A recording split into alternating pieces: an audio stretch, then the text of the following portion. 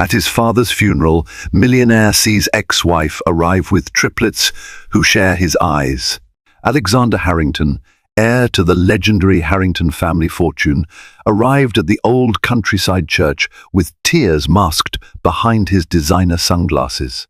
Today he would lay to rest his father, Reginald Harrington, the man whose merciless discipline had shaped him into a multi-millionaire but never a contented son.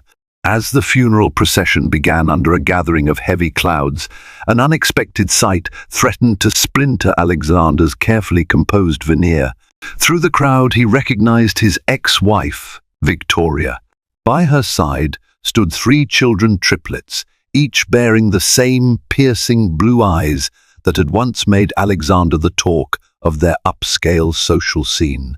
The day was overcast, as though the heavens themselves mourned the death of Reginald Harrington. Crisp autumn air filled the countryside, where the majestic stone church, St. Bartholomew's, had stood for centuries. Towering oak trees lined the winding road that led to its arched wooden door, the leaves turning brilliant shades of red and gold, a stark contrast to the somber occasion unfolding within. Alexander Harrington stepped out of his sleek black limousine, every detail of his carefully chosen attire reflecting his wealth and status.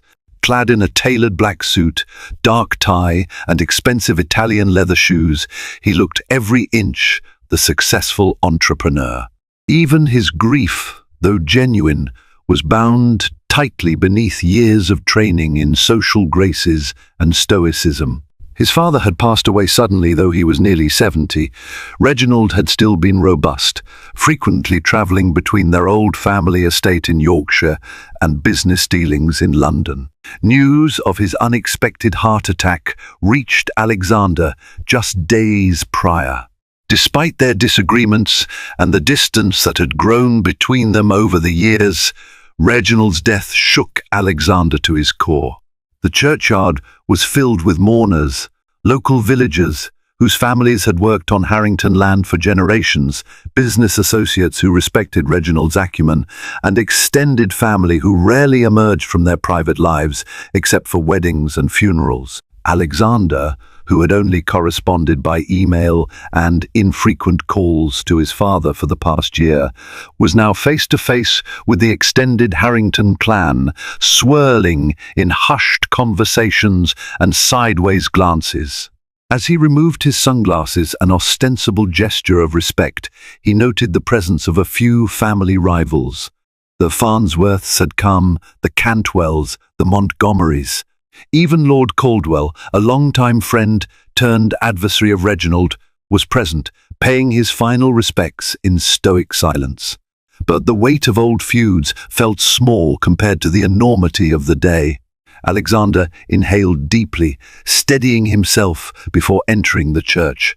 A swirl of sorrow threatened to unravel the composure he had worked so hard to maintain.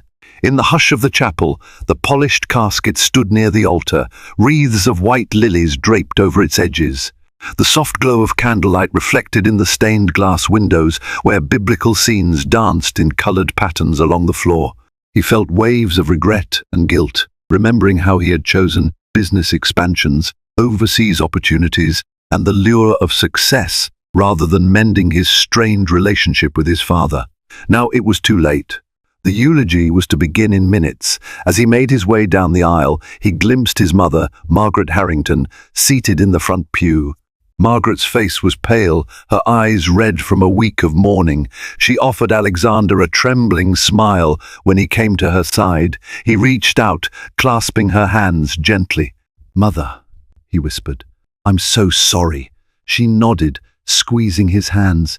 "He was proud of you," she managed. "He never would have admitted it in so many words, but he was always proud." Alexander swallowed against a sudden lump in his throat. If only he'd had more time to make amends, but that chance had slipped away. Just as he was about to sit, his eyes caught motion at the door. A slender figure in a form-fitting black dress entered, hesitant as though unsure she was welcome. Victoria, his ex-wife. For a long moment, Alexander believed he must be hallucinating. After all, Victoria had cut ties with him fiercely nearly 5 years ago. Their marriage had been short, lived only 2 years, but it had been filled with intense emotion. He remembered how they met at a yacht show in Monaco, where Victoria had accompanied a prominent art dealer. One shared look across the deck had led to a whirlwind romance, culminating in a high society wedding that had been the talk of London. But then cracks formed. Victoria was an artist, eccentric in her passions, prone to creativity that didn't always align with the Harrington family's traditions. Reginald had never approved of her. The tensions multiplied, culminating in arguments that ended with Victoria leaving, taking nothing but her worn suitcase and an unbreakable determination to survive on her own. Over the years, Alexander had tried to bury the heartbreak under a mountain of business deals. He rarely let himself think about her, yet here she was, eyes hidden by a thin black veil. She held the hands of 3 children who appeared to be about 4 years old triplets, undeniably so, and each of them possessed the same vibrant blue eyes as Alexander. A cold shock rippled through him, leaving him momentarily frozen. Were these children his? Victoria had never once reached out to him about pregnancy or children. He felt sure she would have, wouldn't she?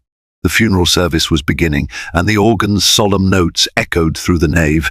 Alexander stumbled into a pew near the front, disoriented. He risked a quick glance over his shoulder. Victoria lifted her veil slightly, catching his eye. There was apprehension on her face, a quiet desperation he'd never known her to have. The priest began the readings, praising Reginald's philanthropic works, listing the charities he supported, and recounting his dedication to preserving the family's centuries-old legacy. However, Alexander's mind was miles away. He could hardly hear a word. All he could think about were the triplets, each so strikingly similar, each with the same eyes that had been a hallmark of the Harringtons for generations. Were they truly his? If so, why had Victoria hidden them from him all this time? As the solemn ceremony concluded, Alexander barely registered the eulogy's specifics. Hushed murmurings gave way to the final blessing as the coffin was escorted to the burial plot in the adjacent graveyard. Ancient tombstones dotted the manicured lawn, marking the resting places of Harrington ancestors long past. Alexander stood beside his mother, stoic, as the coffin was lowered into the ground. A flurry of rose petals and dust drifted on the breeze. Emotions churned in his chest. Margaret reached out for Alexander's arm, steadying herself, but her own gaze was locked on a figure behind them, Victoria and the children. The crowd dispersed slowly, offering condolences to Alexander and his mother. Among them came old associates, family cousins, and even school friends who remembered little Alex. Every handshake and hug pulled him further into the suffocating recognition that he was the new head of the Harrington legacy. When he finally turned to face Victoria, she was standing a respectful distance away, her head slightly bowed. The children, 2 boys and 1 girl, clutched at her skirt, wide-eyed and silent. For a moment, her eyes met Alexander's. The swirl of confusion, fear, and longing there nearly undid him. He stepped forward. "Victoria," he said, voice low, "I had no idea you would come." She swallowed, looking as though she was about to speak, but said nothing. Instead, she gestured to the triplets. "I'm sorry for your loss," she managed, her soft voice barely audible over the hush of the afternoon. Alexander knelt down, trying to examine the children without scaring them. 2 little boys, each with sandy brown hair, that unmistakable Harrington shade. The girl had wavy locks that matched Victoria's deep chestnut color, yet the eyes were pure Harrington blue. His heart pounded. "They have my eyes," he murmured. Victoria stiffened slightly, as if bracing for backlash. "Yes," she said at last, "they do." He rose to his feet, searching her face. "You never told me. Why?" His question lingered between them, heavy and raw. Across the cemetery, distant relatives and visitors looked on, aware of the tension but too polite to stare overtly. Victoria bit her lip. "I wanted to." But things were so complicated back then. Your father, Alexander raised a brow. He what? She exhaled a slow breath. It's not a conversation for here, at Reginald's funeral, but I needed to be here. For them, for you. Alexander glanced at the children again. They stared back with quiet curiosity. He felt a tug in his chest, a mixture of anger and fierce protectiveness. How many birthdays had he missed? How many first steps, first words, first days of school had happened without him? He ran a hand through his hair, struggling to contain the turmoil. "Come to the manor," he said at last. "After the reception, I want to talk." Victoria hesitated, gaze flicking from him to the children. She nodded, albeit with uncertainty. Inside the old Harrington manor, the air felt heavy. A reception was arranged in the grand foyer, where portraits of Harrington ancestors lined the walls. Their solemn eyes seemed to judge each newcomer, as though protecting the estate's secrets. Caterers shuffled about, offering refreshments to the mourners. Crystal chandeliers reflected subtle rainbows across the marble floor. The hushed tones of conversation carried the weight of grief and curiosity. Everyone anticipated the reading of Reginald's will. No Harrington funeral ever concluded without some dramatic shift of inheritance or unveiling of secrets. Alexander welcomed a few guests with polite handshakes and hollow smiles. His mind, however, remained fixated on Victoria and those children. He had told her to wait in a private drawing room near the back of the manor. He had half expected her to flee, but she remained. Their conversation would come soon, though first he had to fulfill familial obligations. At precisely 2 o'clock, the family's longtime lawyer, Richard Beckford, gathered the necessary parties in the study. Dark mahogany shelves crammed with legal tomes and dusty records served as the backdrop. The scent of old books mingled with the aroma of tea that had been set out in porcelain cups for the occasion. Beckford cleared his throat, scanning the circle of immediate heirs: Margaret Harrington, Alexander, a few cousins, and a handful of aunts and uncles. He began, "As many of you know, Reginald Harrington was meticulous about his estate. What I am about to read is the final version of his will, dated 6 months ago."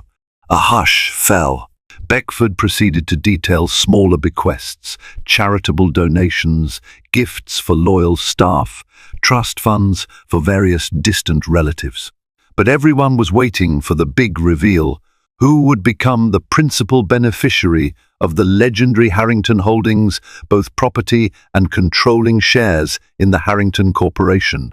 I, Reginald Archibald Harrington, being of sound mind, Beckford read, hereby name my only son, Alexander James Harrington, as the primary heir to my estate and all associated business endeavors, on the condition that he upholds the Harrington name and continues the tradition of philanthropic engagement set forth by our family for centuries.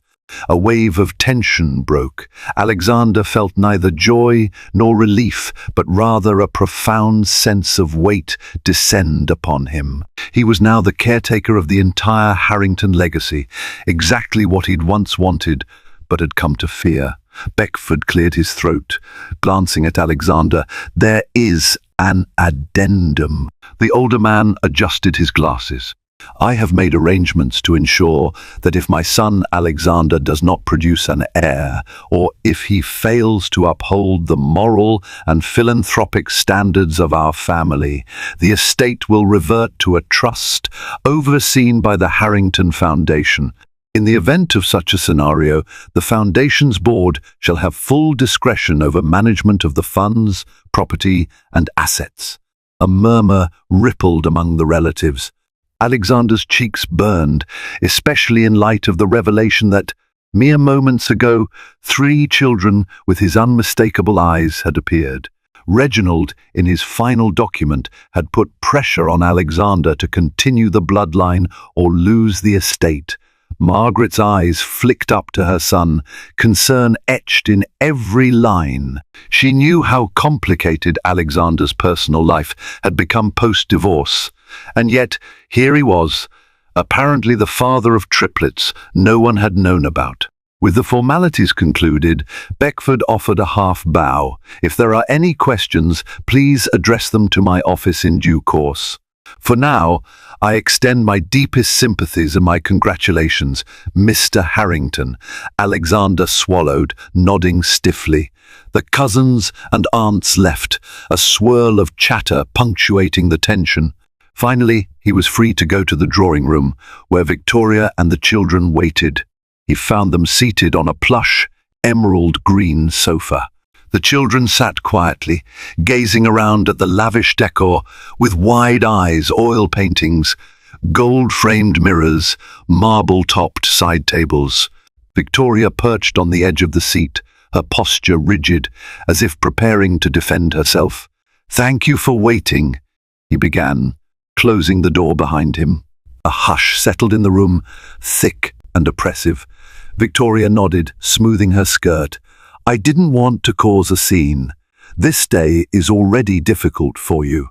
Alexander studied her face, noticing lines of stress that hadn't been there before. 5 years changed a person. She seemed older, more cautious, yet still possessed the same quiet determination. He exhaled slowly. "Victoria, are they? Are these children mine?" She swallowed hard. "Yes, Alexander, they're yours." Her voice trembled, despite her effort to remain composed. A mixture of anger, shock, and a strange undercurrent of gratitude coursed through him. "Why didn't you tell me?" Her eyes flickered with pain. "I tried, at first, but each time I reached out, your father was the one who answered. He threatened me, Alexander. He said that if I tried to contact you, if I claimed the children were yours, he would." She paused, glancing at the children. "He made it clear that I would not be welcomed. I had no resources." I was terrified. Alexander's blood ran cold, recalling Reginald's controlling nature. It wasn't hard to imagine him intervening, paying off people to keep secrets, or intimidating Victoria. "Why didn't you come to me directly? My personal phone? My email? You know I would have listened." She half laughed, though there was no mirth in it. "You changed your number, your email. Your assistants wouldn't let me through, and your father sent me money, hush money, essentially, and a warning to stay away if I knew what was good for me and my children." Alexander's jaw clenched. "He never told me." "It doesn't surprise me," Victoria said softly. "He wanted to control your future, your legacy. He believed I was beneath you." Anger flared in Alexander's eyes. He glanced at the children, their wide stares reflecting confusion. Gently, he lowered himself to their level. "Hello," he said in a softer tone. "I'm Alexander." One of the boys clutched Victoria's sleeve. The other boy blinked owlishly. The girl offered a small wave. "I'm Amelia," she said shyly. Her brothers followed with equally quiet introductions. Andrew and Anthony. Alexander's heart constricted. Hearing them speak, seeing them in this grand house that should have been part of their lives from birth, it hit him with staggering force. "I'm so sorry," he murmured, voice breaking. "I didn't know." Victoria brushed a tear from her cheek. "I didn't want to overshadow your father's funeral, but I couldn't let him be buried without you knowing about your children." He nodded, gathering composure. "We have a lot to discuss." As the afternoon wore on, guests came and went. Eventually the manor quieted, the staff discreetly tidying up.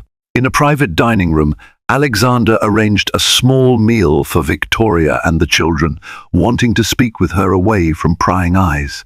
Margaret, Alexander's mother, approached them, her expression a mix of curiosity and uncertainty.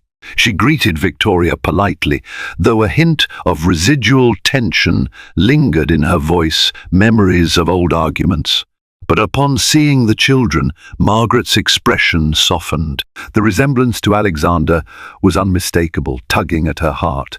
"Oh my," she breathed, you must be my grandchildren." The children shifted nervously, but Margaret took a step forward, gently patting Amelia's head. "I'm sorry I never met you before." Tears welled in her eyes. She looked questioningly at Alexander, who gave her a short nod, confirming their parentage. Margaret, clearly emotional, excused herself to give them space, yet promised to return soon to properly meet the triplets. Seated around the dining table, Alexander and Victoria watched the children nibble at finger sandwiches and fruit tarts. The tension weighed heavily. Alexander broke the silence. "Your life, these past 5 years, how have you managed?" Victoria sighed, tapping her fingers on the tablecloth. "It was tough. I had to lean on my art, trying to sell paintings, sketches. Some months were good, others horrible. I used the money your father sent just to keep us afloat: rent, food, necessities for the children. I never wanted to live on Harrington charity, but there were times when I had no choice." He noticed her shoulders trembling with suppressed emotions. "You should have been able to rely on me." She gave him a bitter smile. "Easier said than done. Your father made sure that door was sealed shut." Alexander's eyes flicked to the triplets, who were giggling at each other's messy attempts to eat fruit slices. A pang of regret nearly tore him apart. He had missed so much. "Things are different now," he said firmly. "My father can no longer keep us apart. I want to be part of their lives, and I want to make things right." Victoria's eyes searched his. "What does that mean?" "It means I want you to move in here or somewhere near my main residence in London, where I can support you and the children. They're Harringtons. They deserve everything I can give." She looked uncertain. "I don't want to uproot them just like that. And I'm not sure how I feel about living in this house, under the shadow of Reginald Harrington's memory." "We can discuss the details," Alexander said gently, "but you won't have to struggle again. I can promise you that." She nodded, relieved, tears brimming in her eyes. Still, a current of unspoken tension flowed between them. Memories of their passionate fights, the pain of separation, the heartbreak that had defined their short marriage. Over the next several days, arrangements were made for Reginald's final affairs. Business partners, attorneys, and various board members of the Harrington Corporation approached Alexander to offer condolences and question his future plans. The media, never missing a chance to spotlight high society drama, had begun printing subtle hints that there were new heirs on the scene. Alexander found himself torn between managing a business empire and trying to connect with the children. Late nights in the Manor's library were spent poring over documents, fielding calls with major shareholders, and attempting to ensure a smooth transition of leadership. Meanwhile, every morning he'd try to steal a moment with the triplets. They were still shy around him, though less so each day. Victoria took them on walks around the expansive manor grounds. She did her best to maintain a gentle routine, allowing them to adjust to an environment vastly different from the small flat in which they'd lived. Occasionally, Alexander joined them, leading to sweet yet awkward interactions. The children asked him innocent questions about the large pond, the old stable, the orchard. He struggled to answer with fatherly warmth, still battling the guilt of having been absent. One crisp morning, as a swirl of leaves danced across the garden, Alexander found Andrew lagging behind the others, staring at an old statue of a Harrington ancestor. The boy's small brow was furrowed. "Hey, buddy," Alexander said, kneeling beside him. "What's on your mind?" Andrew pointed at the statue. "He looks like you." Alexander smiled faintly. "That's our ancestor, Charles Harrington. He lived a long time ago. There's a whole line of Harringtons." Andrew turned to look at Alexander, big blue eyes studying his face. "Are you my dad?" The question, so simple and earnest, hit Alexander in the gut. "Yes," he managed. "Yes, Andrew, I'm your dad. Why didn't you come to see me before?" A cold wind rustled the leaves. Alexander felt tears prick at his eyes. He placed a hand gently on Andrew's shoulder. "I didn't know about you. I'm so sorry." Andrew was quiet for a moment, then nodded and scampered off toward Victoria and his siblings. Alexander remained there, crouched in front of the statue, the old patriarch's stone gaze seeming to judge him. He wondered what Reginald had been thinking, keeping such a secret, effectively robbing him of the chance to know his own children. Though Reginald was gone, the spectre of his influence lingered. One afternoon, Alexander received a surprise visit from Charles Farnsworth, an old business rival and distant cousin. Charles, who had always coveted the Harrington fortune, wasted no time alluding to rumors about the triplets. "Word is you suddenly have 3 heirs in your possession, Alex," Farnsworth said smugly, swirling brandy in a snifter as they spoke in the manor's study. "Quite convenient for you, given your father's stipulations." Alexander stiffened. "They are my children, Charles. That is not convenient, it is reality." Charles raised an eyebrow, an oily smile on his lips. Of course, of course. Still, you must see how it looks from the outside. An ex-wife reappearing with triplets just days after your father's passing, ensuring you keep your inheritance. Alexander clenched his jaw. "Careful, cousin. I don't appreciate your insinuations." Charles shrugged, draining his brandy. "I merely wanted to offer a piece of advice. Be sure the paternity is beyond question. The Harrington board might ask for it eventually, especially if they suspect some trickery." With that, Charles departed, leaving Alexander's anger simmering. Even in death, Reginald's complicated web of control and expectation was punishing them all. That evening, Alexander found Victoria in the manor's library. She was reading a children's book to Amelia, her voice soft and melodic. At his approach, Amelia smiled sleepily, and Victoria ushered her off to bed in the guest room they occupied. When Victoria returned, Alexander exhaled, heavy-lidded from a day of stress. "I should probably confirm paternity," he said, wincing at how callous he sounded. "Not that I doubt you, but for legal reasons. The board, they might push for it." She looked down, sadness passing across her features. "I understand. I figured that would happen. I've kept medical records, but if a test is needed, let's do it." Alexander nodded. "I hate that it's even necessary, but you saw how Farnsworth eyed us today." Victoria bit her lip, stepping closer. He noticed the faint scent of her shampoo, the same one she used back when they were newlyweds. Memories overwhelmed him: late nights in Monaco, secret getaways on his yacht, dancing under starlit skies. "He wants to see you fail," Victoria said. "He always has. I won't let him." A steely determination lit Alexander's eyes. "And I won't let the children be used as pawns in a power play. Or you. We have to stand together on this." Her expression flickered with relief. "Then let's do what needs to be done. For them." Alexander hesitated, a surge of warmth in his chest. "Thank you," he murmured, "for having them, for caring for them all these years. I can't imagine how hard it was." Victoria's eyes glistened with tears. She looked away, lips quivering. "I didn't have a choice. They saved me, in a way. My art wasn't enough, but they gave me purpose." A moment of shared sorrow and understanding passed between them. They stood in silence under the golden glow of a vintage lamp, realizing that the future of their children, and perhaps their own relationship, depended on how they navigated this delicate terrain. Within a week, Alexander arranged for discreet DNA tests. Samples were taken from him and the triplets under the pretense of a routine medical checkup.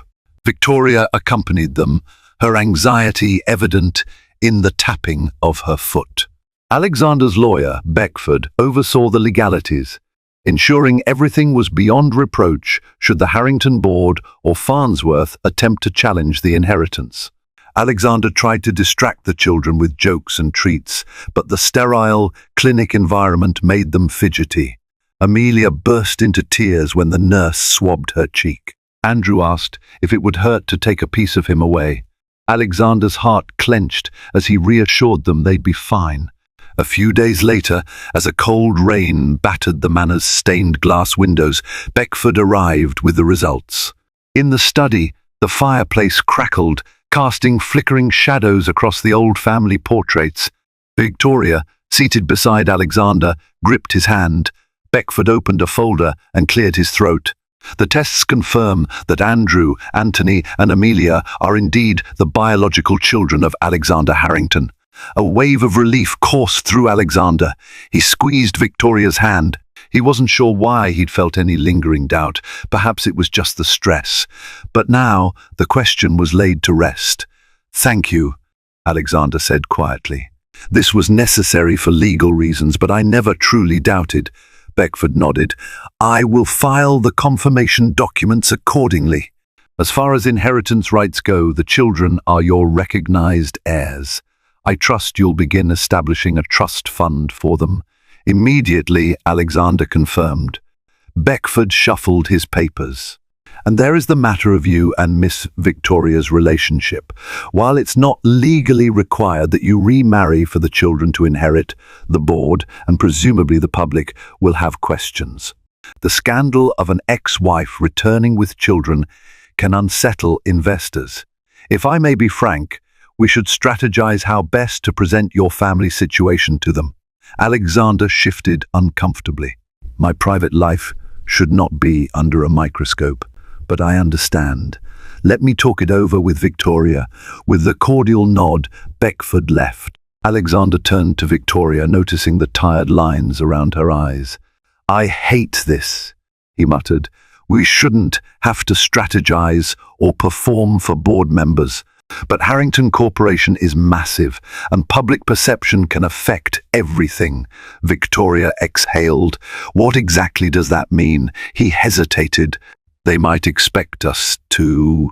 well, they'll want to see stability. They'll want to see me, the father, stepping up, possibly even question if we'll reconcile. I'm not saying we have to, but that's what they'll wonder." A sad smile crossed Victoria's lips. "We're not the same people who fought so bitterly all those years ago. But I don't know if we're ready for a romantic relationship again. Too much pain has passed between us. Let's focus on the children first." Alexander nodded, a wave of longing tempered by caution. "Agreed." In the weeks that followed, a semblance of routine emerged. Victoria settled into a guest suite with the triplets. Alexander navigated business matters, ensuring the board that Harrington Corporation remained strong. The presence of the children warmed the manor, their laughter echoing in long hallways that had once felt cold and empty.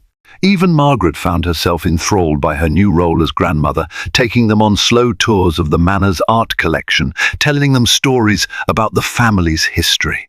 Yet an unanswered question gnawed at Alexander. Why had Reginald been so determined to keep Victoria away? It couldn't just be about social standing or disapproval of her artistic background. The lengths he'd gone to seemed extreme, even for a domineering patriarch. Then, one afternoon, while sorting through his father's private study, Alexander stumbled upon a locked drawer. He found the key hidden in a small carved box, shaped like an elephant, a keepsake from his father's travels in India. Inside the drawer were letters and documents, some dating back decades. Most were inconsequential business notes, but one letter stood out, addressed to Reginald from someone named Evelyn Lockwood. Intrigued, Alexander opened it. "Dear Reginald, the first understand your reservations about Alexander's marriage to Victoria, but I assure you she is not the opportunist you suspect. I have known her family for years. They fell on hard times, yes, but they retain their dignity. She loves Alexander, truly. I implore you not to sabotage their happiness out of fear for your precious legacy. Yours, Evelyn Lockwood." "There was more, Reginald. If you continue to threaten me, I will have no choice but to speak out. Your manipulations regarding Alexander and Victoria will not remain hidden forever. He deserves to know the truth of how you orchestrated their separation." Alexander's heart pounded. So there had been an active campaign to separate him from Victoria. But why? He searched further, discovering a series of bank transfers from Reginald to an E. Lockwood, substantial sums spanning the time period around his divorce. The final letter was more cryptic, referencing an event that happened when Victoria was a child. I know you blame her father for the ruin of your sister, but Victoria had no part in that. She was just a child. Don't punish her and Alexander for a grudge you hold against her family." Confusion turned to shock. Alexander's father had held a secret grudge against Victoria's family. Something about Victoria's father being responsible for the ruin of Reginald's sister. The details were murky, but it was clear that Reginald had manipulated events, fueling the discord that ended Alexander and Victoria's marriage. Alexander's hands shook as he replaced the letters. Anger, regret, and an overwhelming sorrow for the years lost welled up in him. He found Victoria in the rose garden, watching the triplets chase each other among the hedges. Sunlight framed her figure, shimmering on the dew-kissed petals. For a moment, Alexander just observed, mourning the simpler times they never had. Then he approached. She turned, noticing the intensity in his gaze. "What is it?" He handed her the letters. As she read, her face paled, tears spilling unbidden. I had no idea he hated my family this much. My father went bankrupt after some bad investments, but I never knew it was tied to your aunt, or that your father blamed him for it."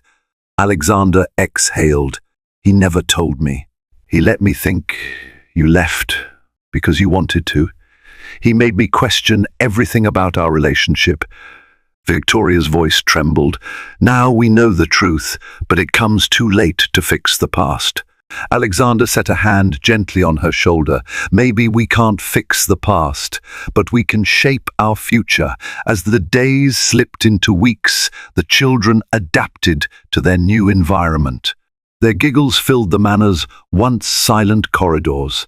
They had a private tutor on weekdays, supplemented by art lessons from Victoria, walks with Margaret, and visits to the stables where the caretaker let them brush the horses. Meanwhile, Alexander juggled an avalanche of meetings.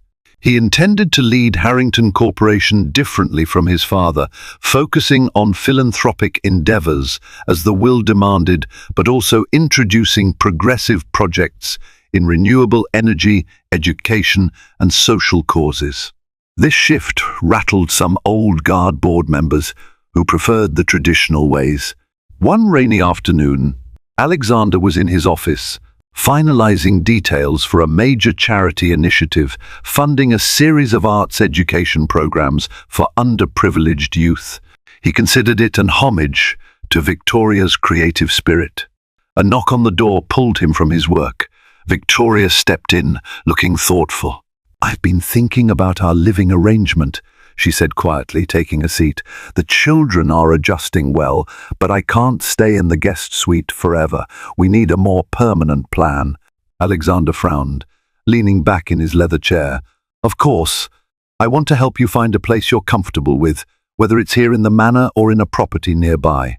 We have apartments in London, a country estate by the lake, whatever you prefer."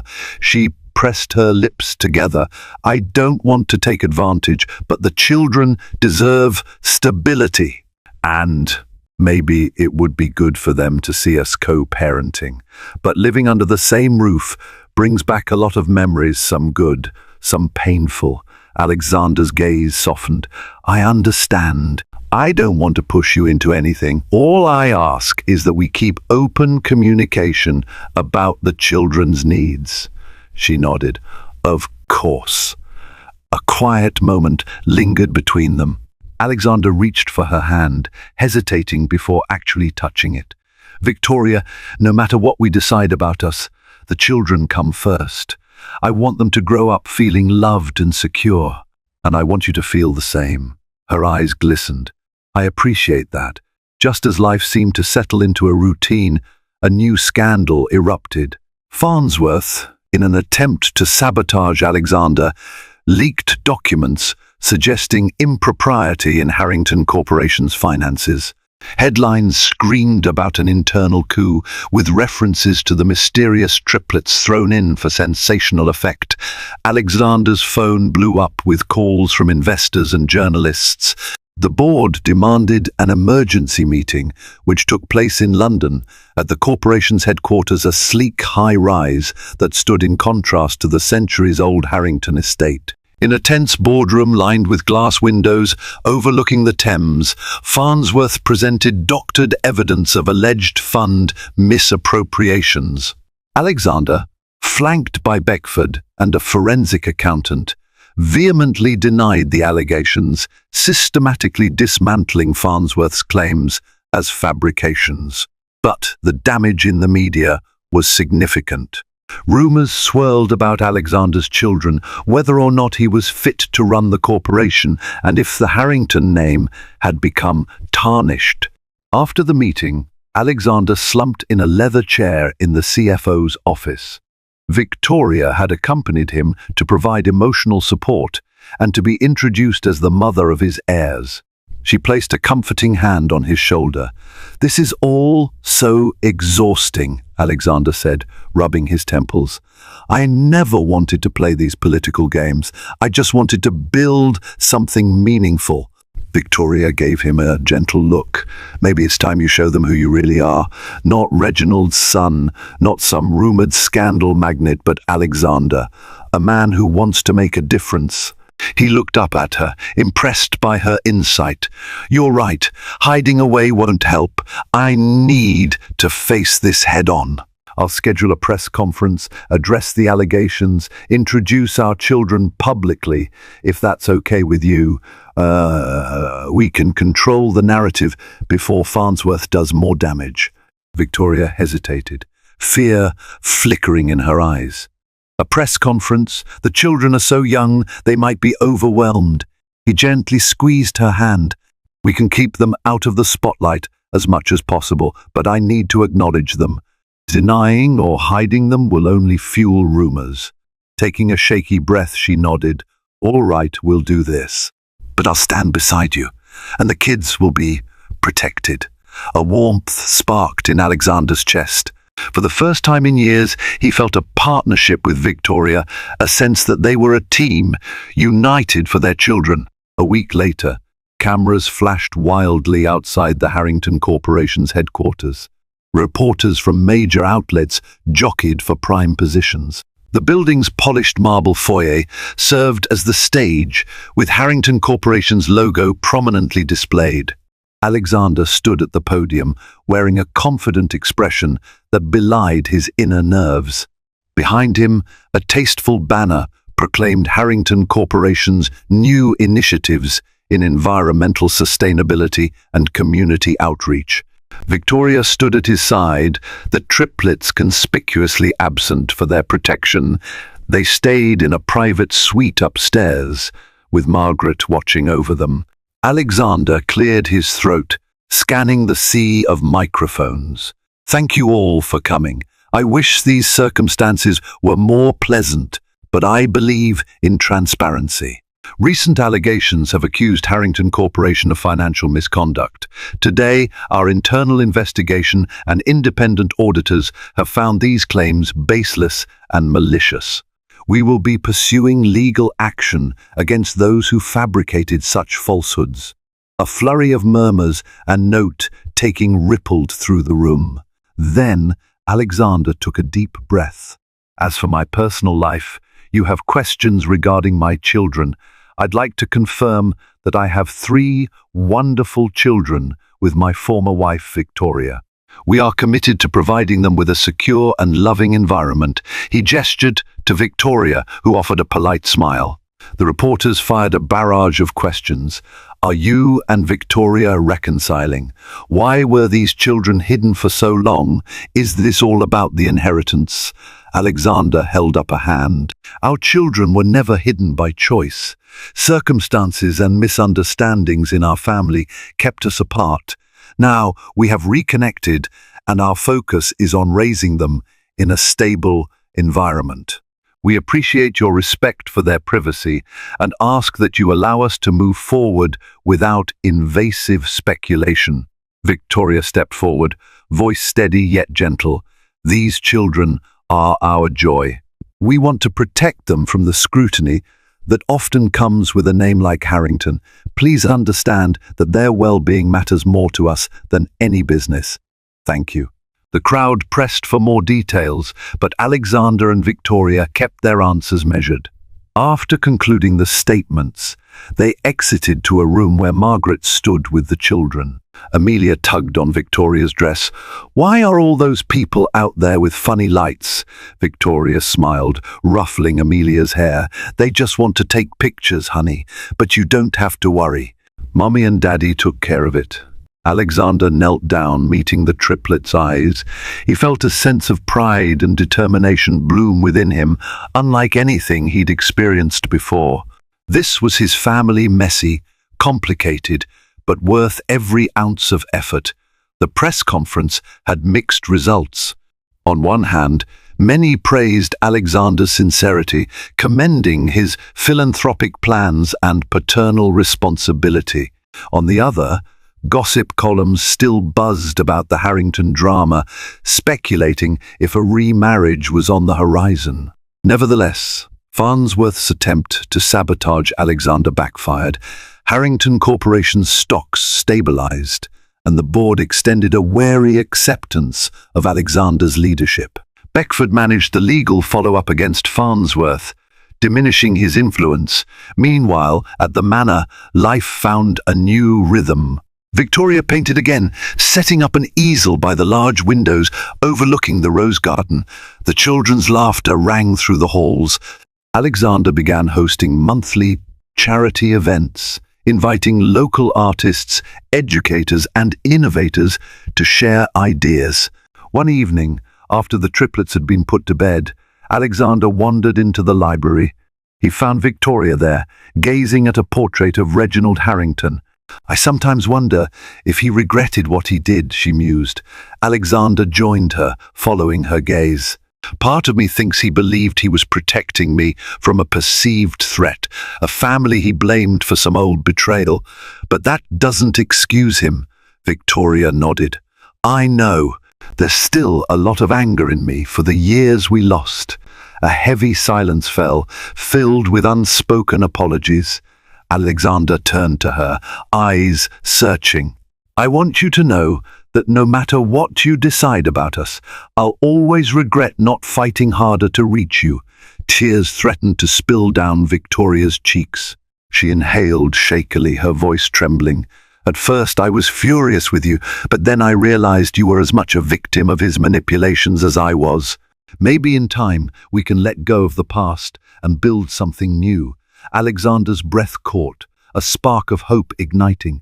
Carefully, he lifted a hand to her cheek, brushing away a tear. He leaned in, his voice soft. "I'd like that."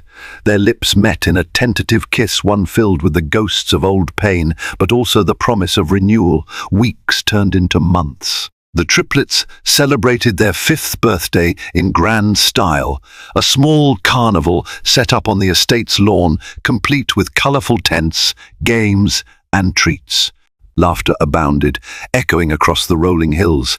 Margaret reveled in her role as grandmother, orchestrating every detail. Friends from the city and even a few supportive board members attended, charmed by the children's bright smiles. At sunset, after the guests departed, Alexander walked hand in hand with Victoria around the manicured grounds. The children, exhausted by the excitement, had tumbled into bed. A gentle breeze carried the fragrance of roses and newly cut grass. Pausing near the tranquil pond, they sat on a wooden bench. Alexander's gaze fell on Victoria's fingers, noticing she still wore no ring. He took a breath. "I've been thinking," he said quietly. "We started our marriage in a whirlwind, and it ended in heartbreak. We can't erase that. But we've come so far since then. We've changed." She looked at him, eyes reflecting the moonlight. "Yes, we have." Alexander reached into his pocket, pulling out a small velvet box. He opened it to reveal a ring, a simple design, set with a modest sapphire, nothing like the ostentatious diamond he had given her in their first engagement. "This is not a symbol of the past," he said, voice trembling with emotion. "It's a promise for the future. Will you marry me again?" Tears slipped down Victoria's cheeks. "Alex."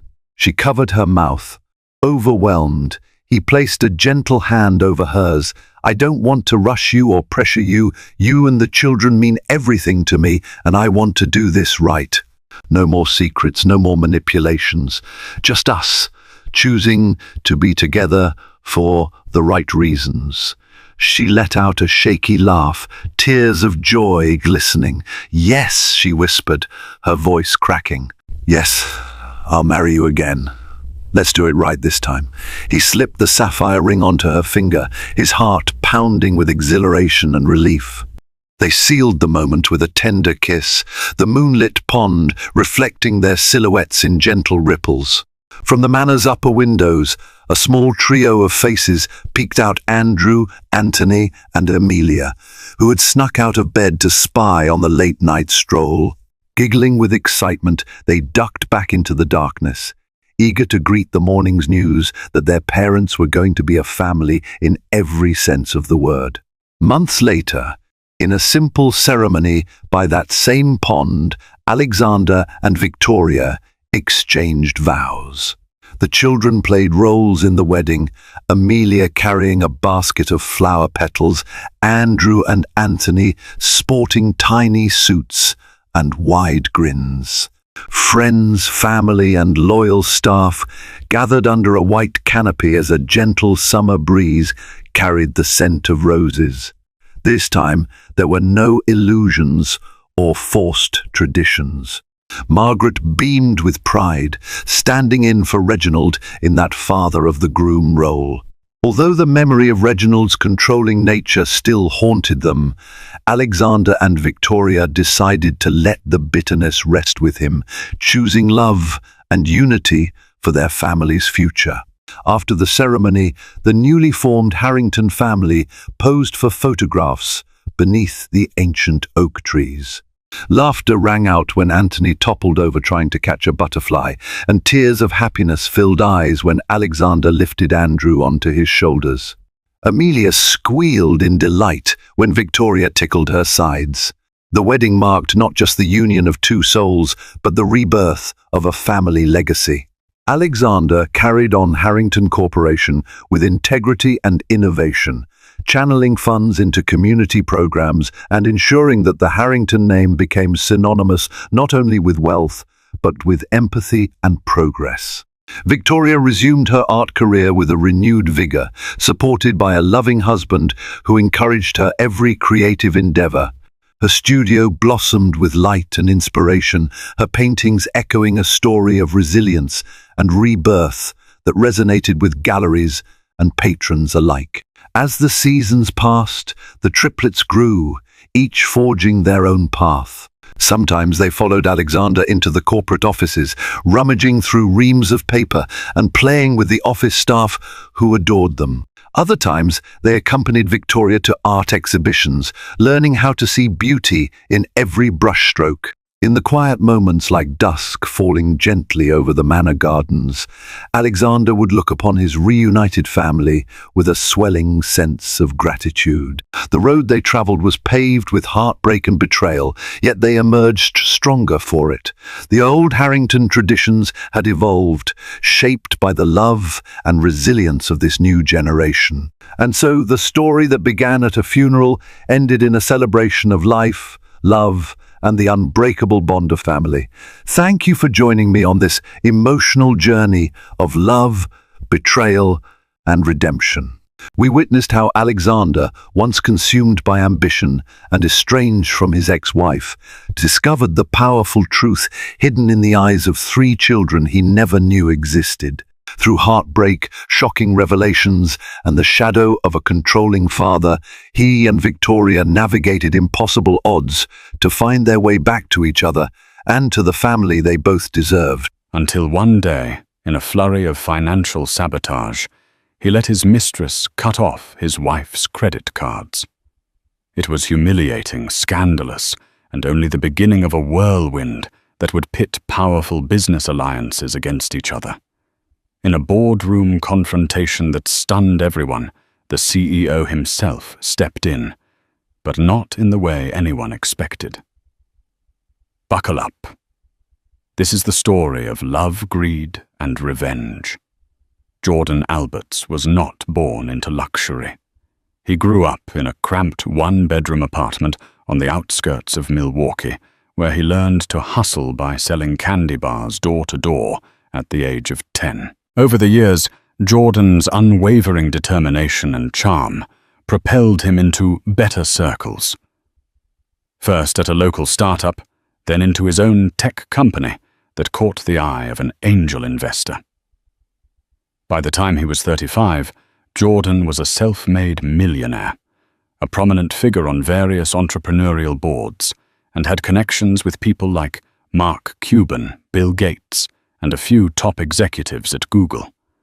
His wife, Elizabeth Alberts née Wagner, had been with him through everything. They met in college at a small tech entrepreneur club meeting, both bright-eyed and dreaming of changing the world. Elizabeth came from a modest background, too. Her father was a retired auto mechanic, and her mother a homemaker. She'd studied communications with an emphasis on public relations, and it was through Elizabeth's network of contacts that Jordan first gained access to small local pitch events. While Jordan pitched his innovative software for automating small business tasks, Elizabeth made calls, arranged coffee meetups, and tried to capture the interest of potential backers. They married in a little chapel by Lake Michigan. It wasn't a lavish wedding, no star-studded guest list, no fancy reception at the Ritz. But to Jordan and Elizabeth, it felt perfect. A union built on genuine love, unwavering support, and a shared dream of building a life and a business empire together. Over the next decade, they grew from a modest condominium in Milwaukee to a stunning estate in Austin near Lake Travis, with a sweeping view of the water and rolling Texas hills. It was there at a philanthropic event organized by the Bill and Melinda Gates Foundation that Jordan's name landed on the radar of top-level investors. His company's smart automation technology was recognized for its potential to transform not just small businesses, but large-scale manufacturing and logistics. Soon after, Jordan's net worth skyrocketed from a mere $5 million to well over $200 million. For a while, everything was picture perfect. The marriage was strong, their personal synergy unwavering. Elizabeth handled some philanthropic duties, organizing events, acting as a goodwill ambassador for Jordan's brand, and forging new partnerships through her PR background. Their household staff adored them, describing Elizabeth as kind, gracious, and always mindful of the people around her.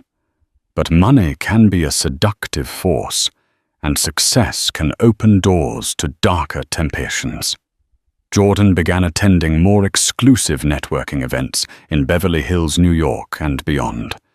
Elizabeth was often at his side, but there were times she couldn't attend.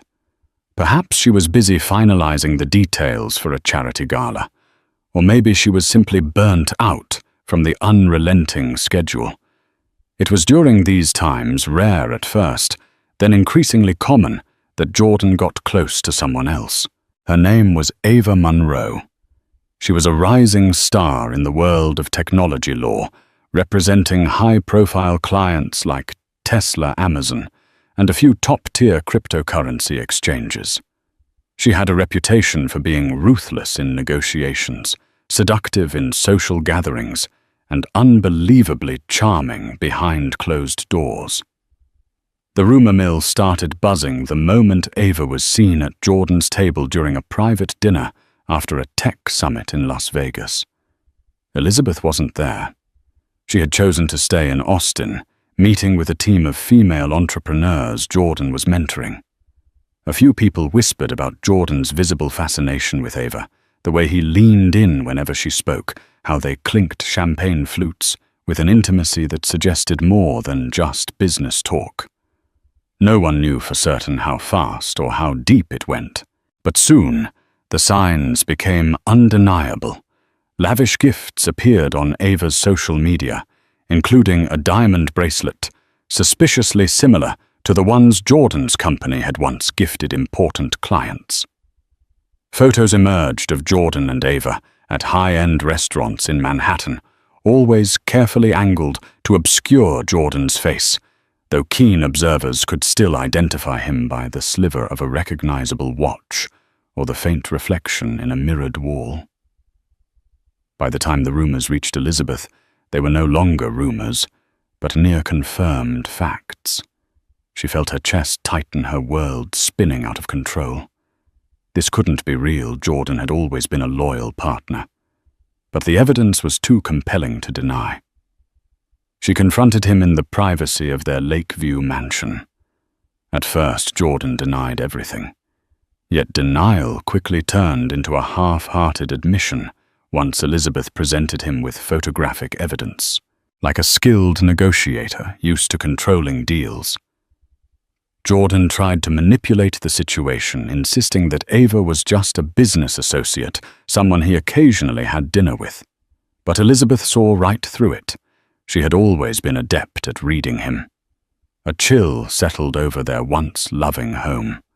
Elizabeth, determined to preserve her dignity, demanded they enter marriage counseling, or at the very least step away from high-profile events until they resolved their issues in private. Jordan nodded, providing non-committal answers. He had never liked therapy, never seen the point in discussing feelings with a stranger. He agreed to her wishes on the surface, yet beneath the facade, he continued his involvement with Ava, allowing the illicit relationship to take root. This was the calm before the storm. For soon Elizabeth's sense of betrayal would pale in comparison to the massive financial and emotional blow about to come her way. Weeks passed. Elizabeth tried to focus on her philanthropic work and personal projects, attempting to distract herself from the growing chasm between her and Jordan. When a local charity she sponsored invited her to discuss future donations, Elizabeth discovered something shocking. Her personal credit card was declined. Embarrassment washed over her in front of the unsuspecting staff. She tried another card. Sure, it must have been a glitch, but that too was declined. The staff politely suggested she call her bank, and Elizabeth excused herself with a polite smile, her hands trembling as she left the office. Elizabeth called the bank suspecting fraud or an administrative error. But the bank's representative informed her that both cards had been cancelled the previous week. Under their joint account, they were tied to Jordan's finances, and evidently Jordan had authorized the cancellation. It felt like a punch to the gut. Why on earth would Jordan cancel her cards without her knowledge or consent? They had never had major financial disputes. Elizabeth always had access to family funds, albeit responsibly. She dialed Jordan, but the call went straight to voicemail. She sent him several frantic texts. No response. Later that evening, Jordan came home exuding an air of tired disinterest. Elizabeth confronted him the moment he walked through the door. Under the chandelier's glow, which reflected in her tear-filled eyes, Jordan brushed aside her questions with a dismissive wave. "I needed to consolidate our finances," he said, removing his blazer. "You can use the joint checking account for a while." "No big deal, no big deal." Elizabeth's frustration swelled. "You cancelled my credit cards without even telling me what's going on. Are you punishing me for something?" Jordan's eyes flicked away nervously, and that was when Elizabeth realized he was lying again.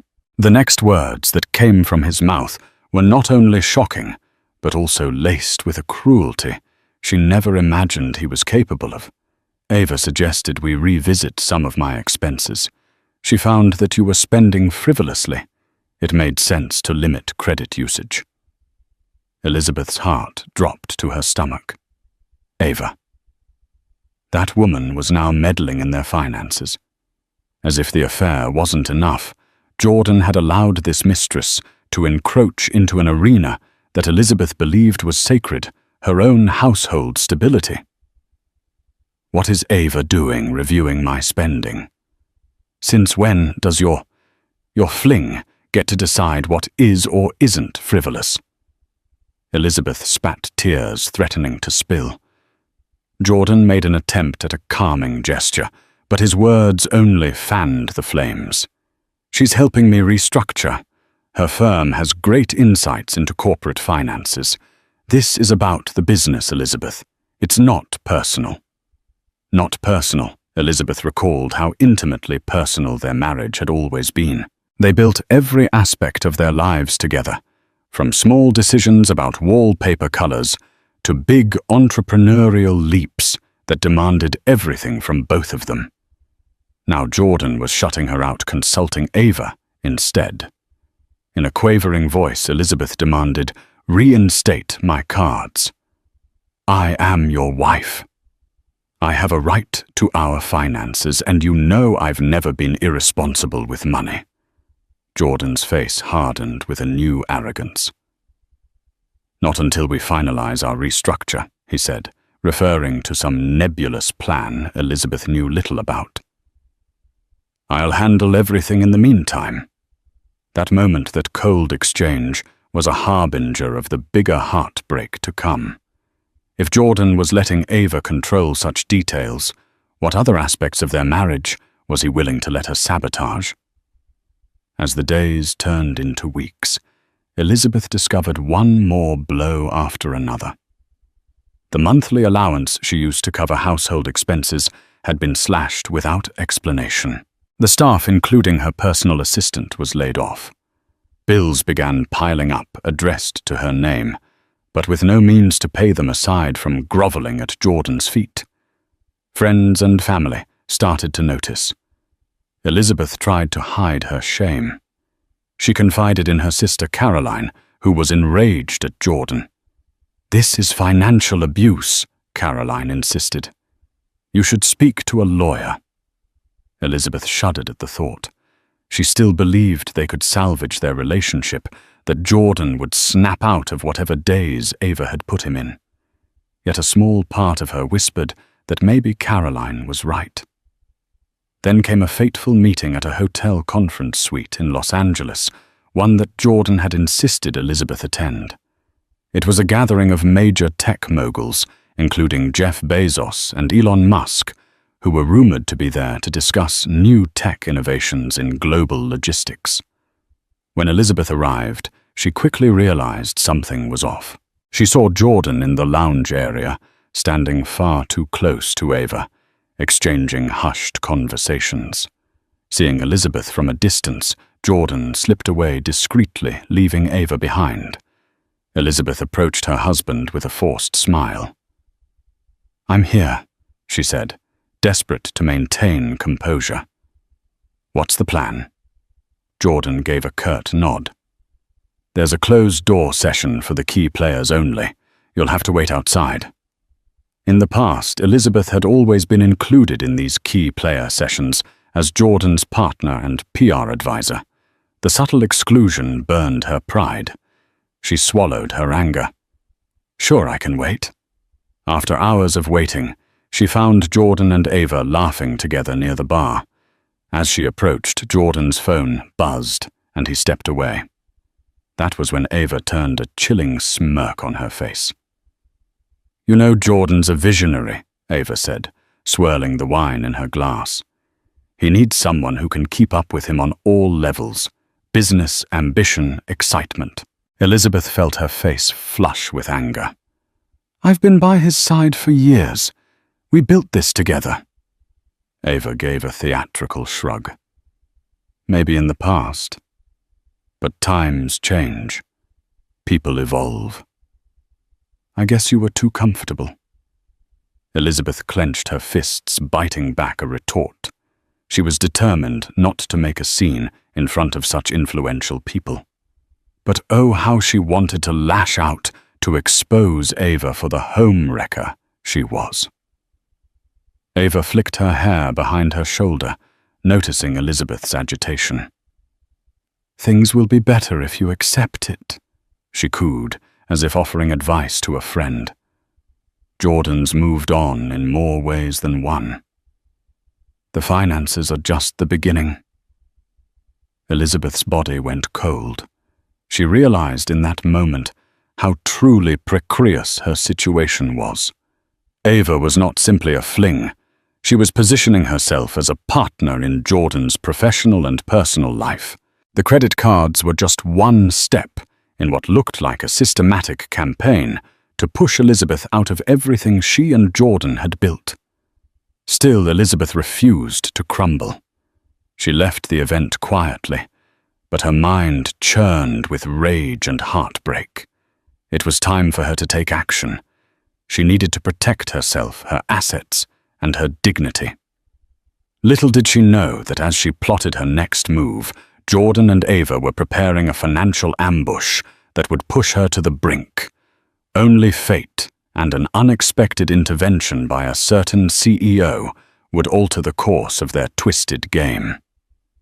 In the days after the Los Angeles conference, Elizabeth attempted to consult with attorneys. She picked up a referral from a friend who once worked with a high-profile divorce lawyer in New York. The initial phone calls were sobering, with Jordan's empire being primarily under his name and her credit cards cancelled. She had limited liquidity to hire top-tier representation.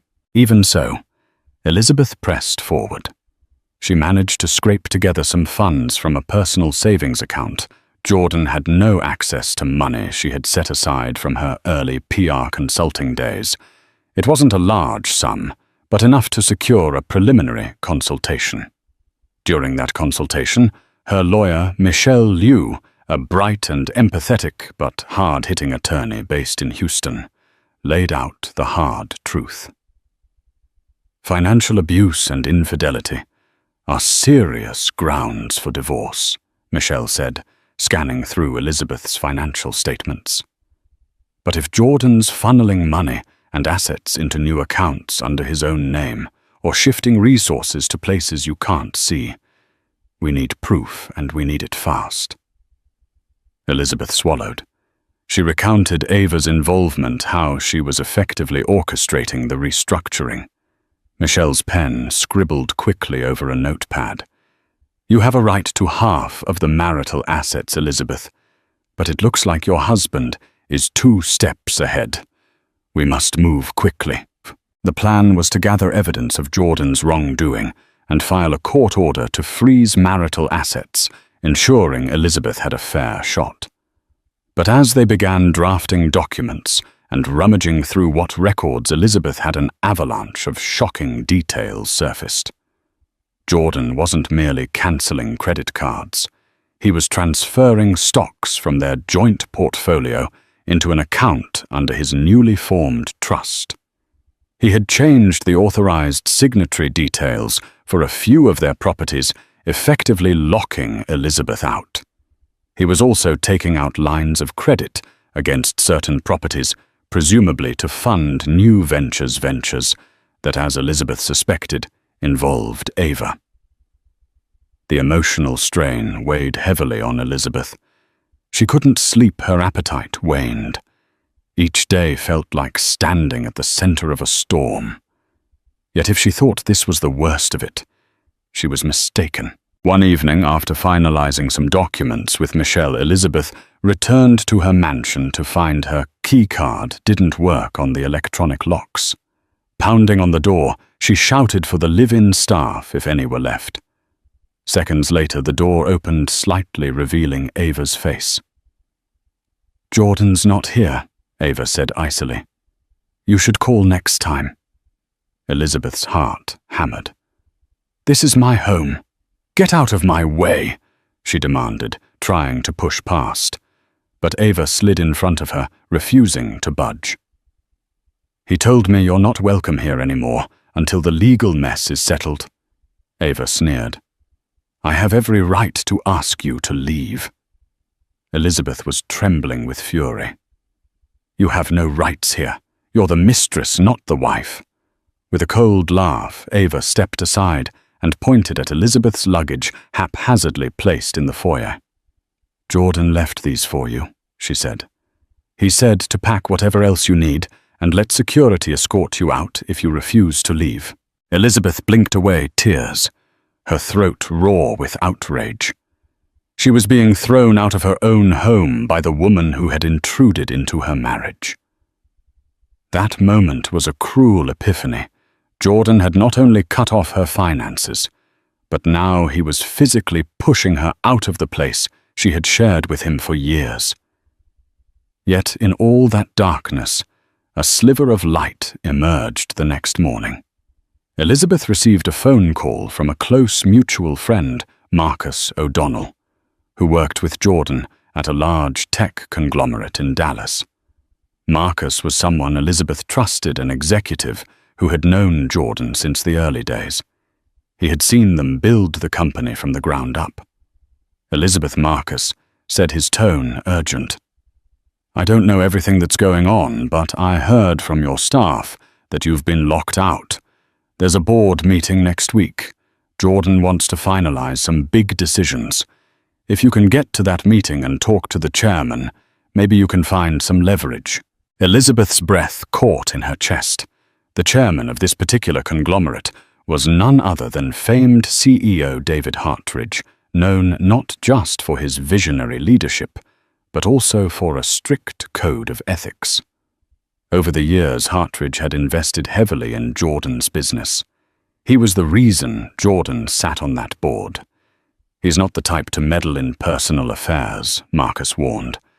But if Jordan's pulling stunts that compromise your share in the company, Hartridge might step in.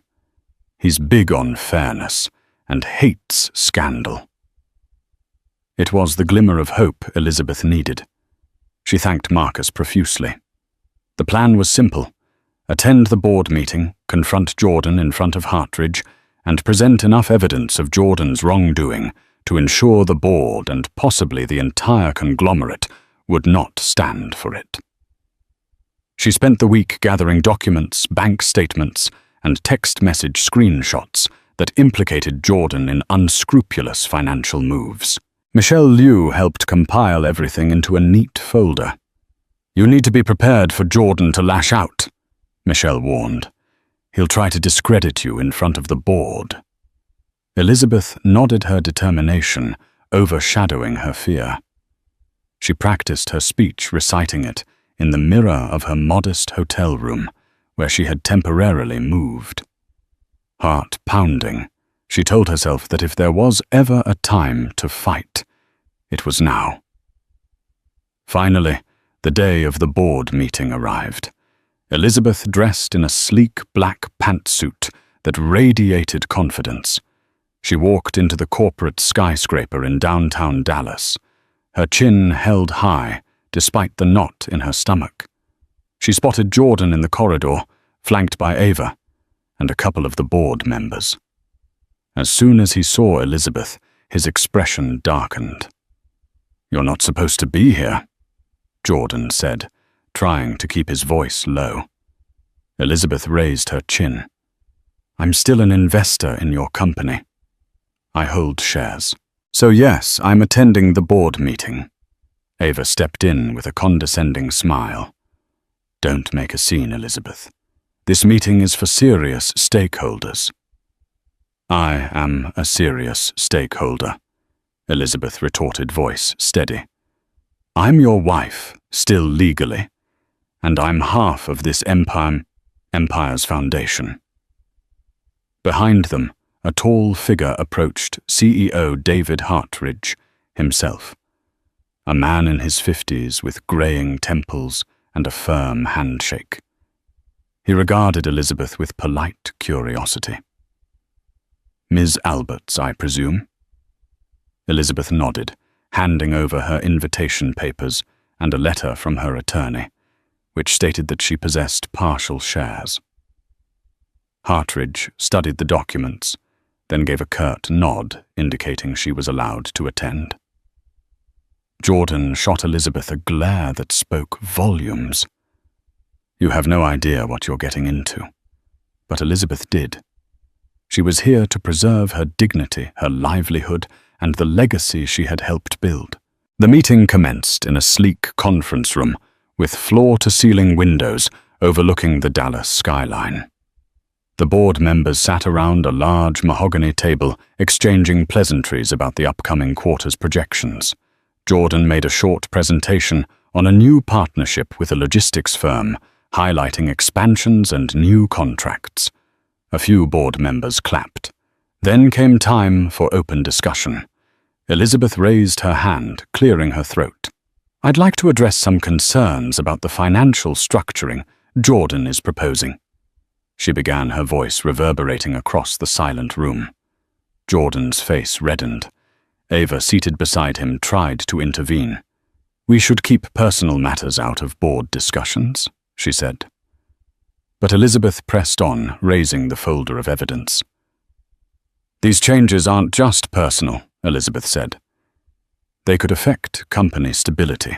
Jordan is funneling resources into a new trust, making questionable decisions without transparency. I have documents signed by him with references to Ms. Ava Monroe, demonstrating a conflict of interest that could potentially compromise investor trust." A hush fell over the room. Hartridge's brow creased. "Jordan, is this true?" Jordan stood, scrambling for composure. "This is a personal matter. Elizabeth is overstepping her bounds." "She's not." Hartridge replied, his voice sharp. "If there's a conflict of interest that threatens the stability of our partnership, it's very much a board matter." Jordan's eyes darted between Hartridge and Elizabeth. For the first time, he seemed cornered, uncertain how to proceed. Ava shot Elizabeth a lethal glare, realizing that Elizabeth's boldness had forced the topic into official territory. The tension was palpable. Elizabeth's heart thumped so loudly, she was certain everyone could hear it. But she stood her ground. Continuing.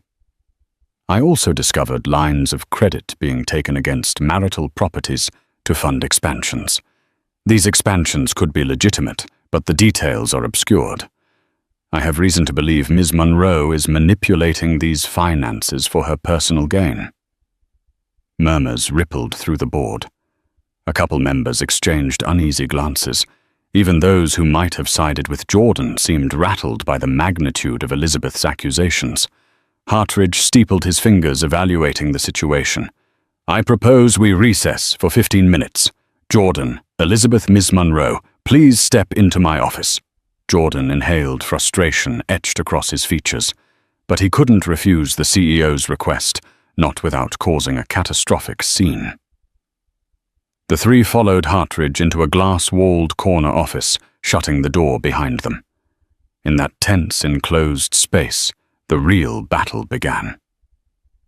Elizabeth laid out her evidence on the polished table before Hartridge. Jordan tried to dismiss it all as a personal dispute, but Hartridge was no fool. He could see the potential for scandal, especially if a partner was using company infrastructure for personal vendettas. Throughout this heated exchange, Ava attempted to deflect blame. She portrayed herself as a legal advisor, merely suggesting financial moves, disclaiming any wrongdoing. But Elizabeth's carefully compiled documents suggested otherwise. Emails, text messages, and proposed legal documents bore Ava's digital fingerprints. Hartridge's expression darkened. "Jordan, this is unacceptable. If these documents are authentic, you've put your personal entanglements ahead of corporate responsibility. I won't allow it under my leadership." Jordan's face went pale. He tried to protest, to label Elizabeth's claims as overblown, but Hartridge had already made up his mind. "Until this is sorted out, Jordan, I'm placing your proposals on hold. We can't move forward with any major financial changes if they're under this sort of ethical cloud." Elizabeth felt a surge of relief, a faint vindication. While she hadn't resolved the core issue of Jordan's betrayal, at least the board wasn't letting him run roughshod over her financial future. But Jordan, cornered and embarrassed, lashed out in desperation. "You can't shut me down like this," he snapped at Hartridge, voice tight with anger. "I'm the one who made that original deal with your conglomerate. You need my innovation. Hartridge stood up, bristling at Jordan's tone. I'm the CEO, and you've just made me question your reliability and integrity. Watch yourself, Jordan. Ava stepped closer to Jordan, placing a hand on his arm to calm him, but he shrugged her off. You'll regret this, he warned Hartridge, then turned to Elizabeth. And you made a fool of me in front of everyone. Elizabeth clenched her fists, refusing to cower. You did that to yourself, she said, voice trembling with both fear and resolve. Jordan stormed out, slamming the door behind him. Ava followed quickly, her heels clicking on the marble floor. Hartridge sighed, looking at Elizabeth, who was holding back tears. Thank you for bringing this to my attention, Hartridge said. I'm sorry about your personal struggles, but I have to protect the board's interests. If you need anything, contact my office. I'm not a family court judge, but I won't let Jordan drag the company down. With that, Elizabeth let out a shaky breath. She had achieved a small but crucial victory, yet she couldn't shake the nagging sense that Jordan, humiliated and cornered, was far from finished. She left the skyscraper, stepping out into the bright Dallas sun, uncertain, but determined. Little did she know this chapter was only the start of a far more explosive confrontation, one that would involve security teams, sudden betrayals, and a twist that would bring Jordan himself to his knees. Life outside the mansion was lonely, but Elizabeth was thankful for the reprieve from Ava's manipulations. She rented a small apartment near downtown Austin and used what funds she had left to secure her basic needs, while Michelle continued to press for a financial freeze on Jordan's assets. In the weeks following the tense board meeting, Jordan went surprisingly quiet. No more legal letters arrived. No more credit lines were sabotaged. He didn't attempt to contact Elizabeth, nor did Ava. Instead, it seemed as though they had retreated into some silent fortress, likely strategizing their next move. Elizabeth took advantage of the lull. She reconnected with old friends and mentors, explaining partially at least what she was going through. While many were shocked, they offered support in the form of references, moral encouragement, and occasional leads for a stable job or a business partnership. Despite the heartbreak, Elizabeth discovered a renewed sense of purpose. She wasn't just a passive bystander in Jordan's world. She had her own capabilities, her own strengths. Slowly, she started consulting for small tech firms, using her communications and PR background to help them craft compelling pitches. It wasn't a fortune, but it was honest work that reminded her she could stand on her own 2 feet. Then one evening, she received a phone call from an unknown number. A crisp, professional voice greeted her. Hello, Elizabeth. This is Patricia Carlson. I'm an executive assistant at Tesla, working under Elon Musk's leadership team. Elizabeth's heart thudded. She had met Patricia briefly at a tech conference in Berlin 2 years ago, but they'd never exchanged more than pleasantries. How can I help you? Elizabeth asked, mind racing. Patricia hesitated. I might have information relevant to your predicament with Jordan. Let's just say some of our legal divisions have been observing Ava Monroe for a while, and some red flags have come up. Red flags. Elizabeth's curiosity flared. You're investigating her? A slow exhale from the other end. Our major concern is that she's potentially engaged in insider trading, or at least something that veers close to it. She's been known to manipulate powerful men to gain inside info on deals, especially around new technologies. We don't have direct evidence, but we do know that she's heavily involved in your husband's finances. We suspect she might be siphoning resources for her own agendas. Elizabeth's mind reeled. This was bigger than a domestic spat. Ava might be leveraging Jordan's resources and connections to stake her own claims in the tech world. That explained the sudden shifts in finances, the new trust accounts, and the lines of credit. Patricia continued. We want to bring her down, but we need more information. You, Elizabeth, might be in a unique position to gather that. Elizabeth tapped her fingers on the kitchen counter. Isn't that something your legal team handles? A rueful laugh. Yes, but we need Jordan's direct involvement. We suspect he's unwittingly giving her access to confidential materials through corporate crossovers or joint ventures. If you can help us prove it, we can kill two birds with one stone, protect Tesla's proprietary data, and help you gain leverage in your divorce. Elizabeth considered the offer. It was risky. If Ava was truly up to something illegal, Elizabeth could expose herself to potential backlash, but the lure of finally getting the upper hand was strong. I'll do what I can, Elizabeth replied cautiously. But how do I communicate with you about this? Patricia gave her a secure email address and instructions on how to encrypt files. And one more thing, Elizabeth Patricia said, before hanging up. People like Ava are cunning. She'll anticipate your every move. Don't trust phone lines or any device that Jordan has access to. Be careful. Elizabeth thanked her and ended the call. Adrenaline coursing through her. For the next few days, she scoured her digital archives for anything that might hint at insider information. Jordan's old emails messages about collaborations with major tech companies like Tesla or Amazon, documents that Ava might have manipulated anything that showed a trail of questionable activity.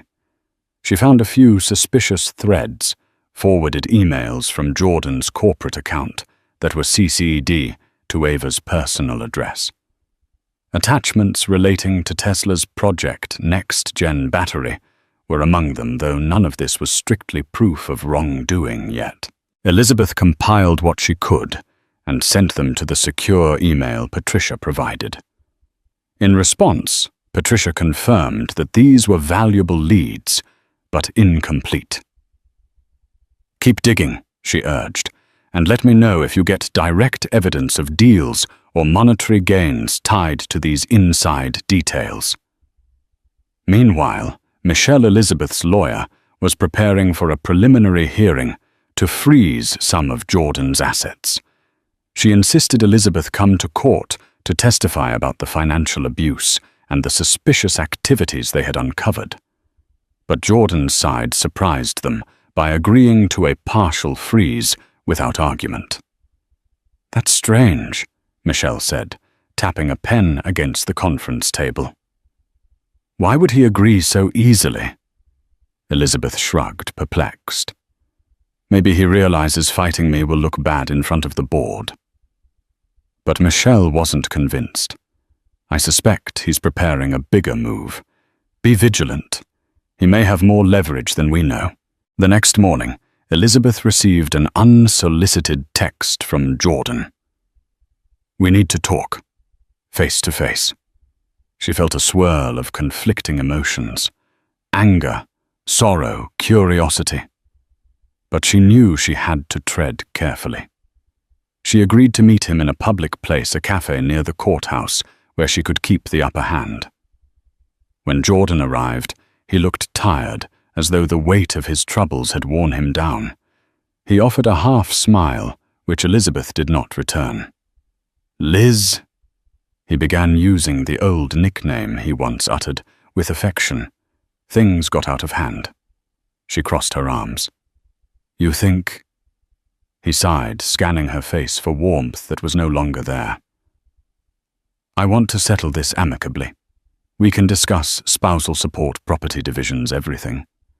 No need for a long, nasty court battle. Elizabeth let the silence hover. She wasn't naive enough to believe him at face value. Amicably. Are you telling me Ava is out of the picture? Jordan's shoulders tensed, This is about you and me, not her. Look, maybe I got carried away with Ava's advice. She's a brilliant attorney. She's manipulative, Elizabeth cut in sharply. He brushed the point aside. Regardless, I'm willing to compromise, but I need you to lay off this insider trading nonsense. It's reckless. You're endangering my reputation. Elizabeth realized then that Jordan knew she'd been snooping into his communications. Perhaps Tesla's legal inquiries had begun reverberating in his circle. She saw the fear in his eyes. He was worried, if not about losing her, then about losing his empire. "You made me the enemy," Elizabeth replied, in a hushed, trembling tone. "When you let your mistress cut off my cards and throw me out of my home." Jordan looked away, shame flickering on his face. "I didn't handle that well. But you have to understand the pressure I'm under with these deals." She waited, letting him squirm. Then he continued. "You'll get a fair share. I promise. I just need you to stop meddling in my professional affairs, especially with Tesla or any other major collaborators. You'll ruin me if you do." A bitter laugh escaped Elizabeth. She thought of all the times she had stood beside him, protecting him, representing him before powerful players, forging alliances that were crucial to his success. Now he was pleading for her, not to ruin him. The irony nearly choked her. Before she could respond, Jordan's phone buzzed. He glanced at it and muttered a soft curse. "I have to go," he said, throwing some cash on the table for their untouched coffees. Elizabeth watched him leave a mixture of pity and disdain swirling in her stomach. It was obvious he was desperate, but was this a genuine attempt at reconciliation, or a ploy to keep her from uncovering more incriminating information about Ava? That question lingered as she returned to her apartment, drained. However, a new email from Patricia waited in her inbox. It contained an attachment, a partial timeline of suspicious trades linked to accounts rumored to be controlled by Ava Monroe. There were large bets placed on Tesla's stock ahead of public announcements. Gains in the tens of millions. This is huge, Elizabeth thought. If she connected these trades to emails or calls between Jordan and Ava, it could be the smoking gun. And while Elizabeth had no intention of going to the feds on her own, Tesla's legal team could bury Ava, and by extension, Jordan's complicity, if he was involved. Elizabeth clutched her phone, anxiety coursing through her. She was walking a razor's edge. One false step, and Jordan might retaliate more fiercely, or Ava might strike. But a successful strike against Ava could free Elizabeth from this entire ordeal, giving her the leverage to secure a fair divorce settlement, or even land Jordan in deeper trouble, depending on his role. She reached for her phone to text Patricia when it buzzed in her hand. A call from an unknown number again. Tentatively, Elizabeth answered. A man's voice greeted her calm and steady. "Hello, Ms. Alberts. My name is Gregory Shaw. I'm part of CEO David Hartridge's legal counsel. He asked me to follow up regarding the situation with your husband." Elizabeth's heart skipped. Hartridge's legal counsel. "We understand from Mr. Hartridge's conversation with you that there might be unethical or even illegal behavior in play," Gregory continued. "The board is concerned about potential liability if Jordan's personal dealings spill into our corporate structure. We can't risk another scandal. Mr. Hartridge would like to assist you discreetly." Elizabeth exhaled slowly. She was on the cusp of powerful alliances forming against Jordan and Ava, but the more people got involved, the more dangerous it felt. Gregory concluded, "We'll be in touch with your lawyer. If you have any crucial evidence, Mr. Hartridge suggests you keep it secure." He wants to avoid a public meltdown, but he's prepared to do what's necessary to protect the company's interests, and that includes supporting you in your legal disputes if it comes to that. Hanging up. Elizabeth felt a measure of validation. The cracks in Jordan's seemingly untouchable world were growing. Perhaps justice would prevail. Yet as she prepared to finalize the next round of documents for Michelle, a gnawing worry kept her awake at night. Cornered animals are the most dangerous, and Jordan, though once gentle and loving, had shown he could be ruthless when threatened. She braced herself for the storm that was surely coming. The next time Elizabeth saw Jordan in person, it wasn't by chance or a carefully arranged meeting. It was at the headquarters of Hartridge's conglomerate in Dallas. A sudden emergency board session had been called to address urgent corporate matters, and Elizabeth, having been notified by Gregory Shaw, arrived prepared. She walked into the reception area, her heart pounding with anticipation. Michelle Liu had insisted on accompanying her, but at the last minute she was called to handle a crucial filing. Elizabeth went alone, relying on the moral support from Gregory and the knowledge that Hartridge wanted the truth on record. Jordan was already inside the boardroom with Ava, who paced like a clad tiger. When Elizabeth entered, they both snapped their heads in her direction. Ava's glare could have sliced glass. Jordan's face was inscrutable, tense, angry, but also tinged with fear. Hartridge arrived moments later, trailed by a few board members and legal advisors. He wasted no time in stating the purpose of the meeting.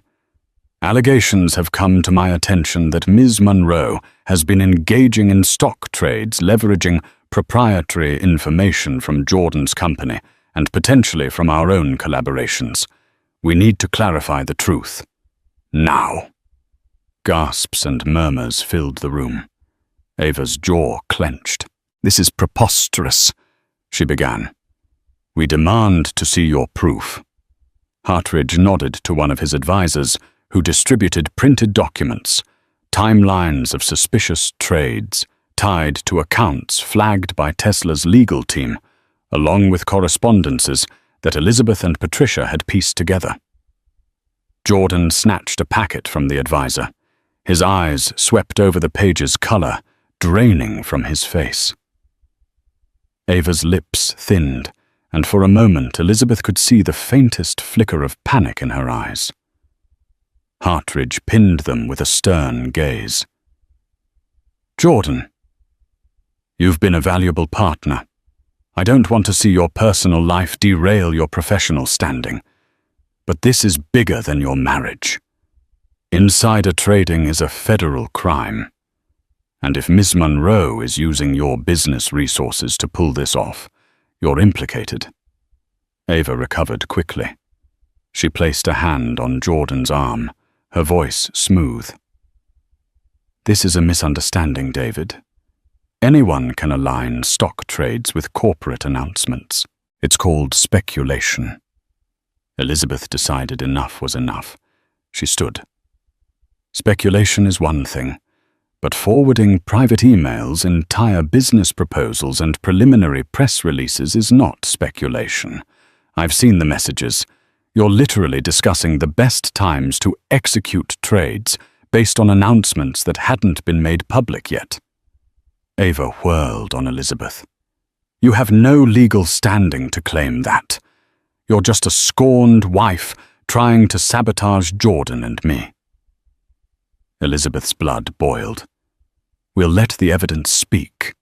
There are even time-stamped emails from Jordan's corporate account sent to your personal email, Ms. Monroe, discussing upcoming expansions and product launches.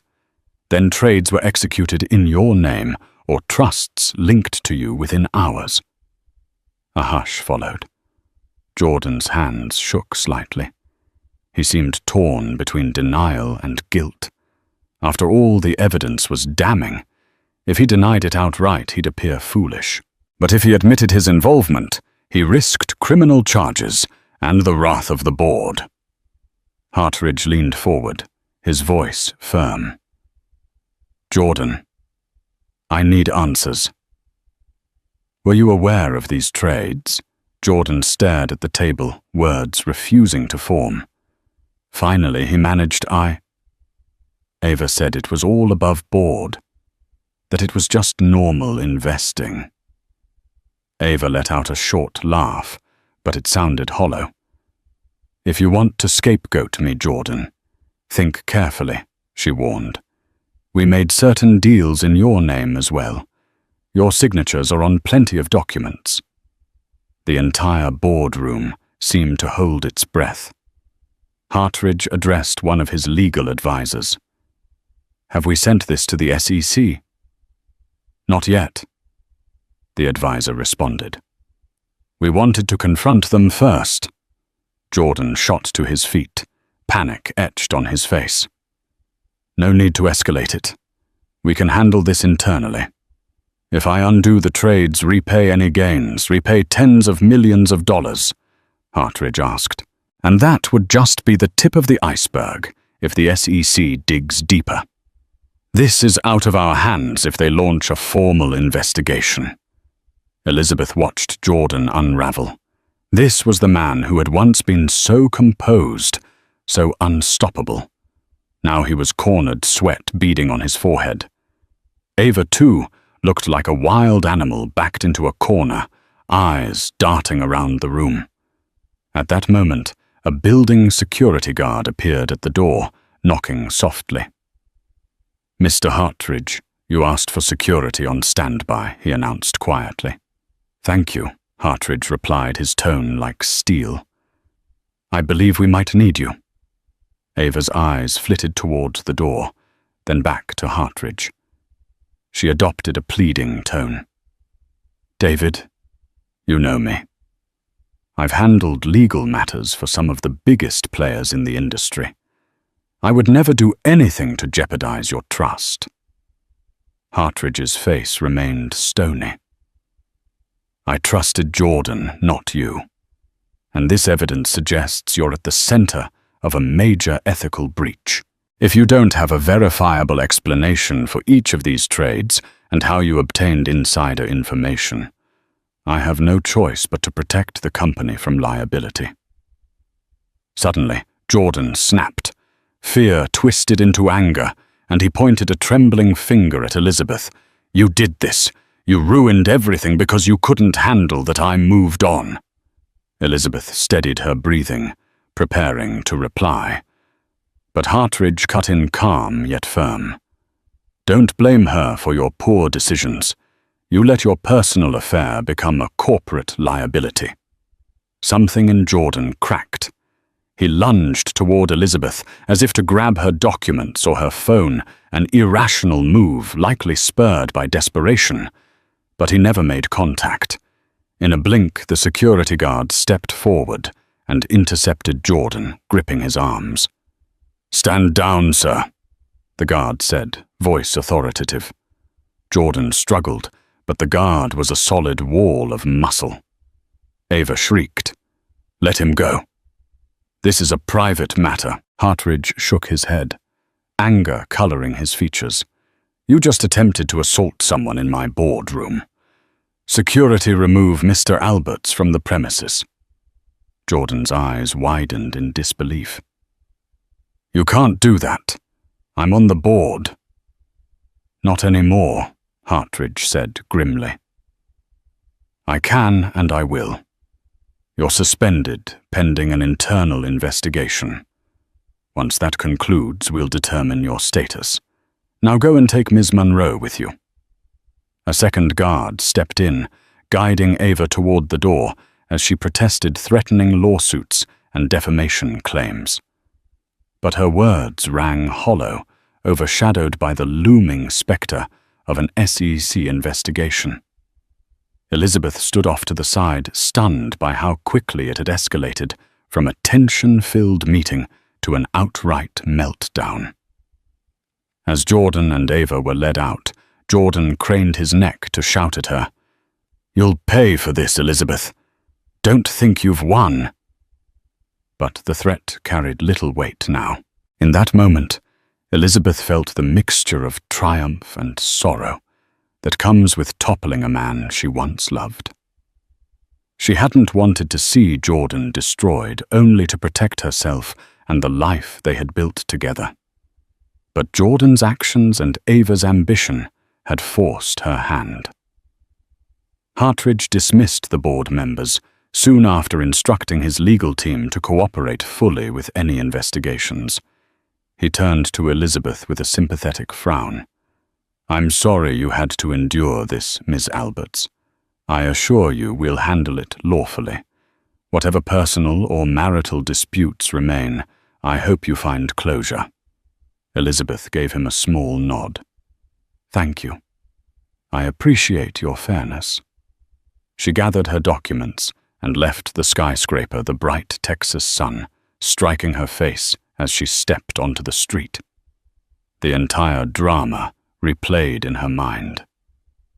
He let his mistress cut off my cards, but the CEO called security on him. She thought a bitter yet satisfying sense of irony spreading in her chest. She wasn't naive enough to think it was over. Legal battles would continue, depositions would be taken, and the divorce was far from final. But in this pivotal moment, she had taken back her power, standing against the storm that Jordan and Ava had unleashed. And for the first time in months, Elizabeth felt a glimmer of hope that she might in the end be free from their tyranny. In the weeks that followed, word spread like wildfire. News outlets picked up on rumors of insider trading linked to a high-profile tech investor, hinting that a major name was under investigation. It didn't take long for the rumor mill to connect the dots to Jordan Alberts and his mysterious attorney-turned-partner, Ava Monroe. Elizabeth watched from the sidelines, inundated with calls and messages from acquaintances, reporters, and sometimes even old college classmates she hadn't spoken to in years. She ignored most of them, preferring to let the legal process unfold without adding fuel to the media frenzy. Jordan, under immense legal and financial pressure, attempted to strike a deal if Elizabeth agreed to keep quiet and not testify against him or Ava. Regarding insider trading, he would give her a generous divorce settlement. The settlement included alimony, a hefty lump sum, and properties that would secure her financial future. However, Elizabeth refused any agreement that required her to lie or withhold the truth if subpoenaed. Nonetheless, she allowed her lawyer Michelle to work out a fair settlement that didn't involve perjury. Eventually, Jordan capitulated, realizing he had to salvage what he could from the marriage and business meltdown. The final settlement granted Elizabeth a significant portion of the assets, the mansion by Lake Travis, ironically, and a sizable share of Jordan's original tech startup. Meanwhile, Ava disappeared from the public eye, her reputation in tatters. Rumors surfaced that she'd fled the country perhaps to avoid legal repercussions, while others suggested she was hiding out in some luxury villa, waiting for the storm to pass. Either way, her days of meddling in Jordan's finances seemed to be over. Elizabeth didn't celebrate Jordan's downfall. She quietly grieved the end of a marriage that had started in love and partnership, yet she also felt relief and a renewed sense of self. She returned to the Lake Travis mansion, deciding whether to keep it or sell. The sweeping views of the water brought back memories, some of which felt like knives to her heart, others that warmed her soul. She began a new chapter in her life, leveraging her PR skills to start a consultancy focused on helping women entrepreneurs navigate both business and personal challenges. She named it Phoenix Rose Consulting, symbolizing rebirth and resilience. To her surprise, she found more joy in championing other women than she ever did, standing behind Jordan at glitzy galas. She kept in touch with Patricia from Tesla, who occasionally updated her on the ongoing investigations. Whether Jordan faced criminal charges depended on further evidence. But at least for Elizabeth, the immediate threat to her assets and well-being had lifted. David Hartridge reached out, once inviting Elizabeth to a dinner with the board, presumably to mend fences. Elizabeth politely declined. She had no desire to relive the tension of board meetings or navigate corporate politics, where her personal life became public fodder. She was grateful for Hartridge's stance, but preferred to build her future away from the chaos. In moments of solitude, Elizabeth reflected on the entire ordeal. She'd once believed that love, loyalty, and shared ambition could conquer anything. Yet she also realized that unchecked power and ego could corrode even the strongest of bonds. Jordan's betrayal had been a painful lesson, but it set her free to discover her own strengths and a life not tethered to someone else's rising star. Yes, heartbreak lingered, and healing was an ongoing process. But Elizabeth found herself waking each day with a sense of purpose. She'd gather with female founders at local co-working spaces, host workshops on media relations, and offer moral support to those feeling overshadowed by bigger players. Each time she saw a spark of confidence ignite in another woman's eyes, she felt her own sense of wholeness return. In time, Elizabeth would finalize the divorce, sign the deeds, and officially start over. A sense of calm settled within her, like the slow, tranquil waves on Lake Travis at dawn. Her story, the humiliating card cancellations, the public meltdown, the mistress's meddling, would become a cautionary tale, one she shared sparingly, only when it might help others. Despite the scars, Elizabeth refused to let bitterness define her. She chose growth empathy, and a belief that with the right support, anyone can rise from the ashes more formidable than before. Just as Elizabeth thought she had reached stable ground, fate tossed her another curveball. A month after the settlement, Michelle called her urgently. "The feds want to depose you," she said. They uncovered new evidence Jordan may be involved in deeper crimes, bribery, money laundering. Ava might have orchestrated a network. Elizabeth's stomach dropped. Jordan never mentioned anything like that. They've found offshore transactions and documents with his signature, Michelle said grimly. 2 days later, Elizabeth sat in a stark federal office, flanked by Michelle and 2 serious agents. They questioned her about Jordan's finances, Ava's role, the card cancellations, and philanthropic events that may have masked backdoor deals. Elizabeth stuck to the facts. She neither speculated nor dramatized. One agent, impressed, said, "You've been very helpful, Ms. Alberts. This case is significant." She left emotionally drained but relieved. She hadn't been dragged down with Jordan, but the storm wasn't over. Whispers followed Jordan was hiding at a secluded ranch, dodging the press. Ava had vanished. More subpoenas were issued. An indictment loomed. Elizabeth stayed focused on her consultancy, channeling stress into helping other women navigate business pitfalls.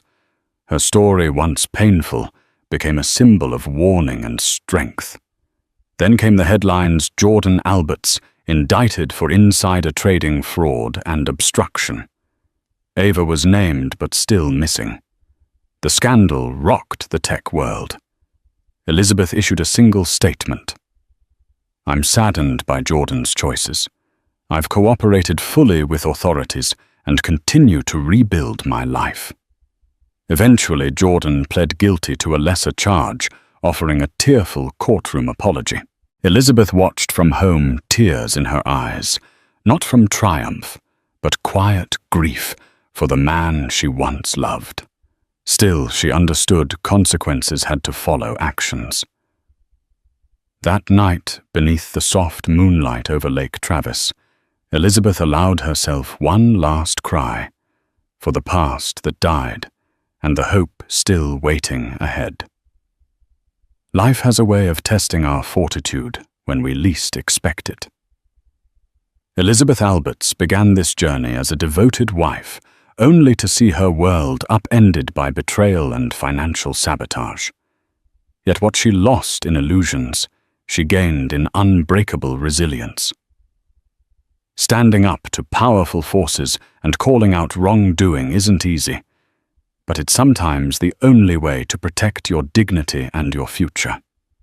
If you found this story gripping, insightful, or inspiring, we invite you to be a part of our community.